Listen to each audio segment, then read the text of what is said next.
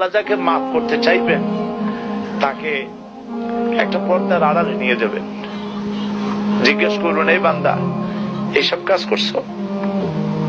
এখন আল্লাহ জিজ্ঞেস করতেছেন, সে তো ভয়তে অস্থির হয়ে যাবে, কেন্দ্রে পাগল হয়ে যাবে, আল্লাহ করে ফেলছি, আমার মাফ করে দাও। আল্লাহ পাক তার জবানের সমস্ত পাপের কথা শুনে সে যখন অনুতপ্ত হয়ে কাঁদতে থাকবে, আল্লাহ বলবেন, যা মাফ করে দিলাম, জান্নাতে চলে যা। এইটা হচ্ছে হিসাবে ইয়াসির। আল্লাহুম্মা হাসিবনি হিসাবান ইয়াসিরা। কাবা শরীফ মানুষ যখন তাওয়াফ করে, এই তাওয়াফের ষষ্ঠ তাওয়াফে একটা দোয়া আছে। এই দোয়া আমি যখনই পড়ি আমি চোখের পানি রাখতে পারি না। ষষ্ঠ চক্কর একটি দোয়া আছে, দোয়াটা হচ্ছে,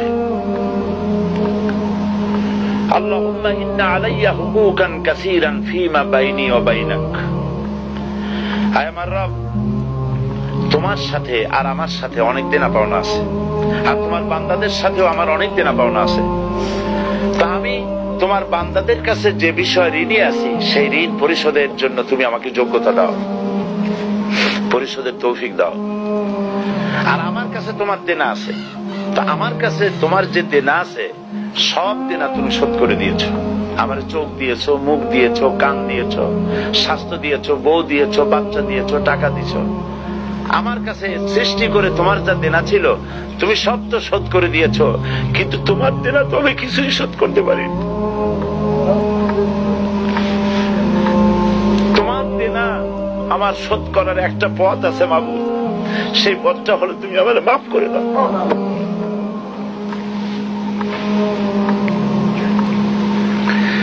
এটা ছাড়া আমার কাছে কোনো পথ নাই মাবুদ। তুমি যদি কিয়ামতের দিন আমাকে প্রশ্ন করো যে যৌবন কাটাইছো কোন পথে, আমি তো জবাব দেওয়ার পথ রাখি নাই। আমি তো আমার যৌবনকে নষ্ট করে ফেলেছি। তুমি যদি প্রশ্ন করো টাকা পয়সা কামাই করেছো কোন পথে, আমি তার জবাব দেওয়ার পথ রাখি নাই। যদি প্রশ্ন করো কোন পথে খরচ করেছো, আমি সেটারও পথ রাখি নাই, নষ্ট করে ফেলেছি। তুমি আমাকে ক্ষমা করে দাও। সেজন্য আল্লাহর কাছে দোয়া করতে হবে, রব্বানা আতিনা ফিদ দুনিয়া হাসানাতান ওয়া ফিল আখিরাতি হাসানা ওয়া কিনা আযাবান নার ওয়া আদখিলনাল জান্নাতা মাআল আবরার ওয়া আদখিলনাল জান্নাতা বিগাইরি হিসাব।